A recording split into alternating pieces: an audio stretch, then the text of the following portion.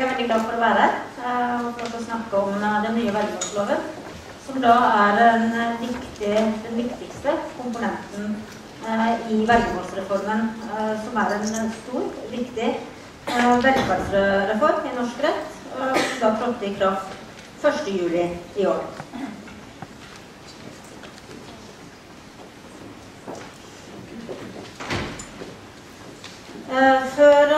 Som det ble sagt her innledningsvis, så hadde vergemålsloven nær sammenheng med ratifikasjon av FN-konvensjonen. Og før vi kunne ratifisere denne konvensjonen, så måtte den nye vergemålsloven komme på plass. Det her hadde sammenheng med at tidligere vergemålslov, som var fra 1927, ble antatt å være i strid med artikkel nummer 12 i konvensjonen. Artikkel 12 fastslår at mennesker med nedsatt funksjonsevne har rettslig handleevne på lik linje med andre og på alle livets områder. Artikkelen sier videre at partene skal treffe hensiktsmessige tiltak for å gi mennesker med nedsatt funksjonsevne tilgang til den støtten de kan trenge for å kunne bruke sin rettslige handleevne. Den nye loven trådte, som jeg sa, i kraft 1. juli i år, og i tråd med de kravene som lå i konvensjonen med tanke på å få på plass riktig regelverk, så ble konvensjonen da ratifisert 3. juni. Dette kunne ikke skje mer enn 30 dager før regelverket var trådt i kraft. I det følgende så skal jeg da si litt om hvordan den nye vergemålsloven sikrer at mennesker med nedsatt funksjonsevne kan beholde og utøve sin rettslige handleevne. Og jeg skal også si litt da om hvilken støtte vergemålsloven gir i denne sammenhengen. Jeg skulle si innledningsvis også at vergemålsloven har bestemmelser både for mindreårige og for voksne med behov for verge. Og det jeg snakker mest om her i dag først og fremst relevant for voksne med nedsatt funksjonsevne. Men det viktig å være klar over, og det all grunn til å nevne, at loven inneholder også bestemmelser for mindreårige. Loven gir også økt selvbestemmelse til mindreårige personer, og vil sånn sett selvsagt ha betydning overfor barn og unge med nedsatt funksjonsevne.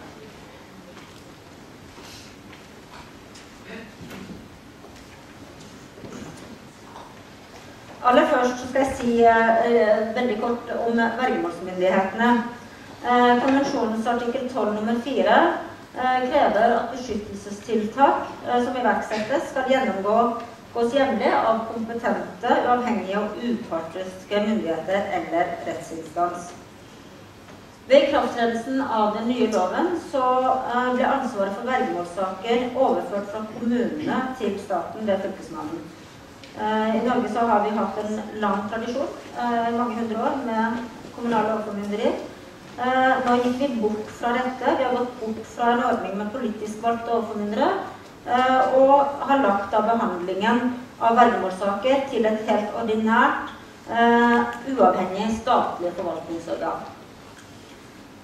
Dette et av de grepene som forventes å øke profesjonaliteten og kvaliteten i vergemålsarbeidet. Blant annet så vil den nå, i motsetning til det som var tilfellet tidligere, sikre juridisk kompetanse i alle vergemålsavdelinger eller vergemålsenheter rundt omkring i landet. Når det gjelder da beslutninger om fratagelse av rettslig handleevne, som jeg også skal si litt mer om etter hvert, så det en beslutning som skal tas av domstolen. Fylkesmannen gitt en hastekompetanse i disse sakene, men vi har en plikt til da umiddelbart å få sånne type beslutninger innenfor domstolsbehandlingen. Jeg kan også nevne veldig kort bare at det en profesjonalisering av vergene som det utøvende ledd i vergemålsarbeidet. Her satser den da på økt veiledning og opplæring, slik at vergene blir mer profesjonelle.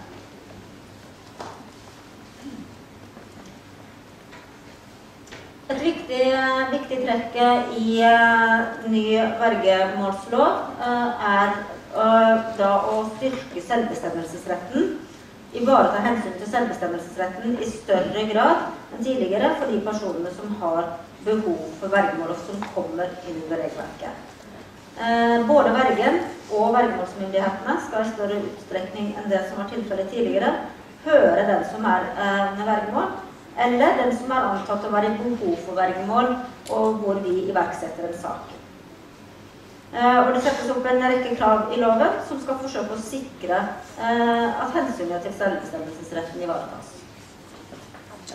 Før vi etablerer vergemål, eller før det tar stilling til det, så er hovedregelen at vedkommende skal gi et skriftlig samtykke, både til at vergemål etableres, hvor omfattende skal vergemålet være, hvilket mandat skal vergen ha, og personvalget, hvem er det som skal være min verge. Dette er alle spørsmålene er da noe som vi ønsker at personen skal kunne bestemme selv. Og det at det er gjort skriftlig, det er nytt i den nye loven, og krever skriftlig samtykke, så gir det da sikret notoritet, at vi har faktisk etterlevd dette kravet til skriftlighet. Og dessuten så er det en tanke at en da for den som skal ha verge, eller hvor det skal etableres vergemål for, vil tenke nøyere gjennom i hvilken grad den ønsker dette tiltaket. Andre viktige beslutninger hvor loven nevner at det er viktig at vi innhenter samtykke, tenkte jeg bare skulle nevne et eksempel, og det er beslutninger som er knyttet til forvaltning av midler. Altså ivaretagelse av økonomien til personer som kommer inn under vergemålsloven.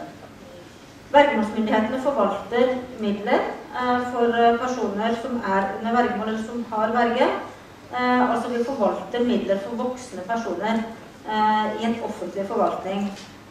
Det er i utgangspunktet inngripende, og der ønsker vi at den som skal ha denne forvaltningen skal kunne reservere seg mot det.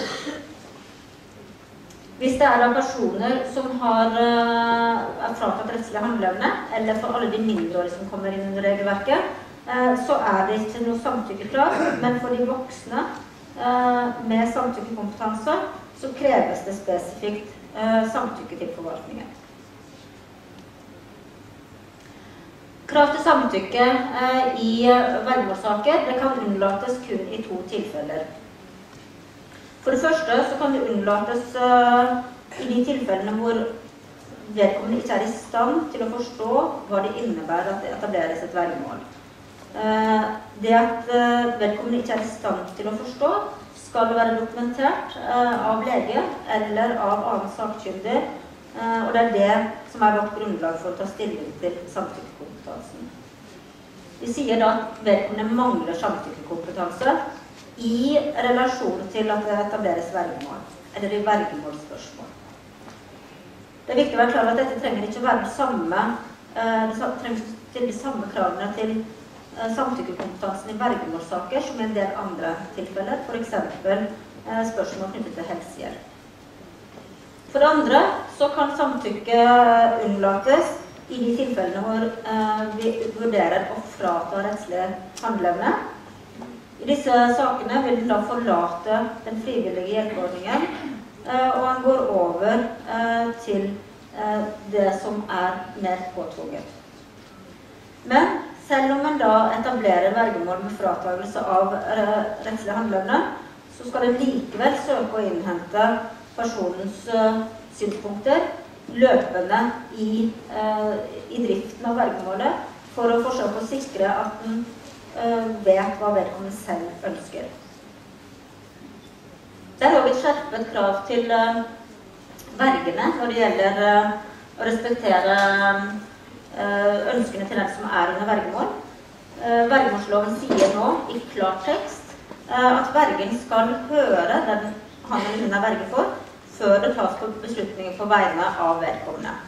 Og dette vil gjelde både i økonomiske og i personlige forhold.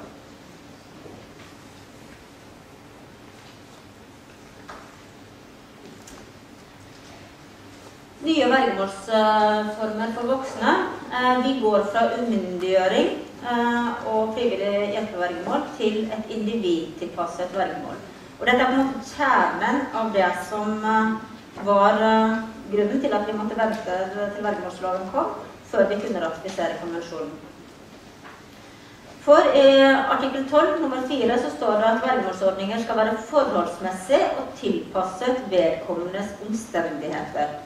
Og beskyttelsesmekanismen i hjelpetiltakene skal stå i forhold til i hvilken grad tiltakene berører vedkommendes rettigheter og interesser. Den gamle vergemålsloven, eller den gamle vergemålslovgivningen før 1. juli, så hadde vi 2 alternative former for vergemål. En kunne etablere det fullstendig frie og frivillige hjelpevergemålet, hvor vedkommende selv beholdt sin rettslige handleevne fullt ut.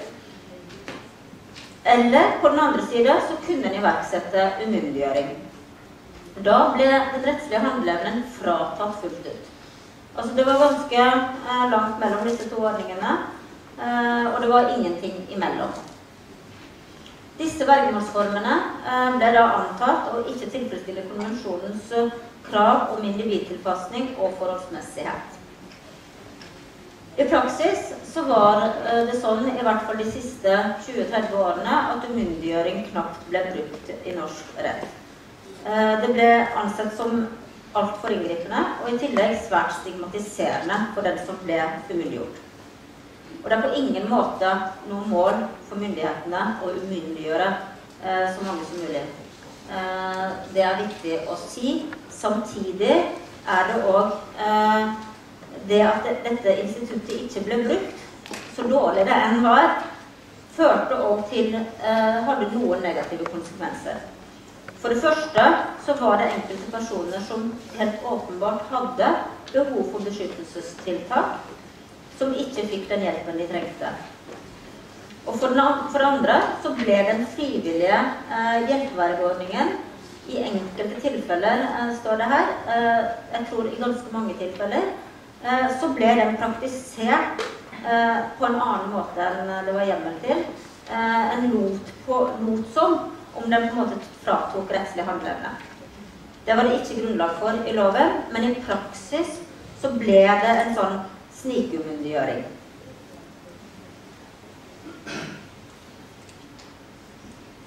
Den nye vergemålsloven legger da til rette for et individtilpasset vergemål. Og ved at den både kan ivareta økonomi eller personlige forhold, eller begge deler, en skal tilpasse vergemålet helt konkret til hjelpebehovet for den enkelte, og det skal ikke være mer omfattende enn det som nødvendig. Det vil si, det minste middels prinsipp skal ligge bak alle beslutninger vergemålsmyndighetene tar. Det også viktig, og det også nytt med ny lov, at vergemålsmyndighetene hele tiden følger opp vergemålene de har etablert, og endrer de dersom behovet endrer seg. Det kan være at vilkårene for vergemål faller bort. Det kan skje hvis vedkommende trekker samtykke.